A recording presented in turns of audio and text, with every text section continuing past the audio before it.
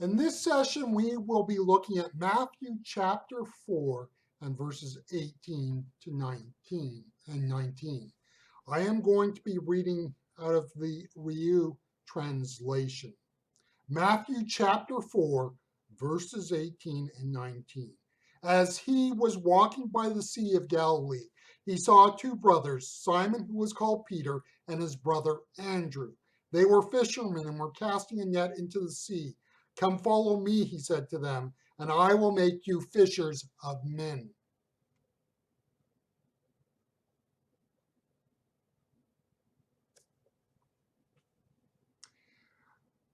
You can hear it said that the church was born on the day of Pentecost.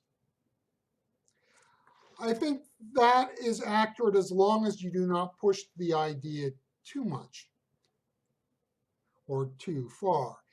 In Matthew's account, the birth of the church occurs in these two verses. Now, I'm being a little facetious, a little silly here, but bear with me.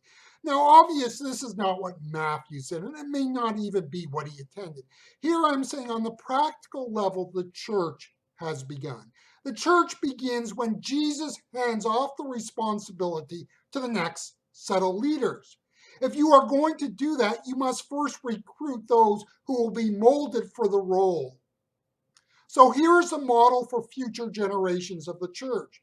We have the proclamation of the kingdom's coming, and then the raising up of a new generation of people who will one day make that proclamation. So from the beginning, in the faith and in the church, we have the dual focus, proclamation and preparation. If we were to look at the Protestant movement, and a convenient way to date its beginning is to go back to Martin Luther and his nailing the 95 Theses on the council door at Wittenberg in the year 1517. We would say that one of the marks of the Protestant movement was a centrality of preaching. In fact, if you look at the, as it were, the redesign of the church in the post-Protestant era, you see that the lectern moves from the side to the center front of the church, which is an indication of the centrality of preaching. So proclamation was king. Now, preaching, and good biblical preaching in particular, is necessary in the work of the church. But as a movement, Protestantism has been guilty of proclamation over preparation. The work of preaching cannot be a substitute for preparation.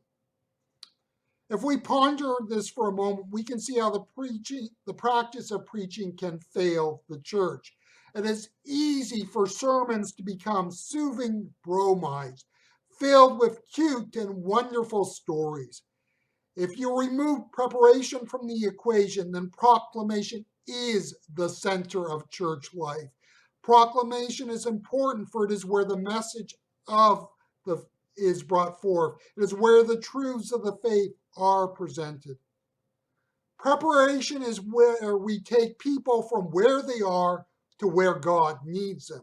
If we look at the Gospels as a whole, we see that Jesus proclaimed to a lot of people, but Jesus invested in just a few.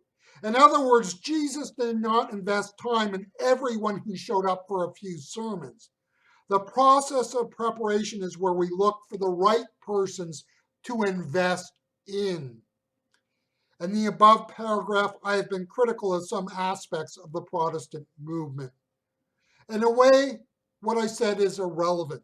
It is irrelevant because the era of Gutenberg and the printed page, which is the era that bequeathed the Protestant movement, is over. The printing press invented by Gutenberg is dated in the 1450s, so about 60 years before Luther and the door at Wittenberg. I am no prophet, but I know the shape of the church will change, for we are in a new era, an era that we could say is post the published page and the published book.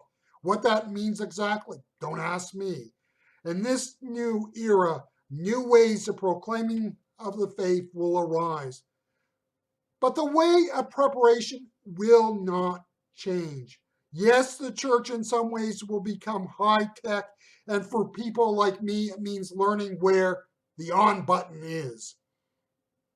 What we will not change is a need to find the Peters and the Andrews, and for that matter, the Mary of Magdalenes and the Marthas, whom we can prepare to be the next generation of church leaders.